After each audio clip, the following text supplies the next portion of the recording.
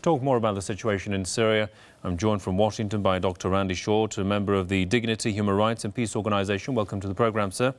Doctor, it's nearly 2 years now that all sorts of pressure have been exerted on Syria and the government has almost remained intact. Isn't this an indication that Assad's government is popular and legitimate, as many say? It would seem so to me, sure. And so we see that the Syrian opposition has only resorted to violence rather than negotiation. Just how can they be able to rule Syria if their only way of struggle is terrorism? Well, they would rule through terror. You'll have another Libya. You'll have a situation like you did in Iraq until the Shia community was able to emerge a leadership that could bring some stability to most of the country. They have no desire for there to be stability. If we can be honest, Syria now sits on one of the largest newly found repositories of natural gas that the Europeans want to steal. And at the same time, the Qataris, who have natural gas, don't want there to have competition. So Syria has a trove of resources that Europe needs, where they no longer want to use nuclear energy and CO2 producing fuel. So now it is to loot and to steal. They care nothing for the Syrian people. And if they put in a bunch of bandits who will let the country be looted and destroyed, they don't care, the same way they've done with Africa and any other place that these people go.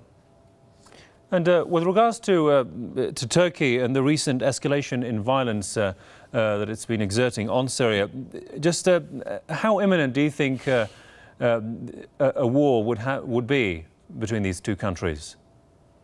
It's highly likely, but not just those two countries. You've got Israel that is massing soldiers in the Golan Heights to distract the beleaguered but heroic government of Assad.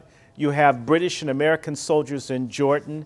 You've got all these mercenaries and terrorists in Turkey, as well as the Turkish military. And you've got this rule in NATO. NATO is sort of like an illegitimate family where an unmarried woman has a lot of children with no couth. If you touch one child, you have to fight them all. So if Turkey gets into a conflict with Syria, it allows all the crooks in NATO to attack poor Syria.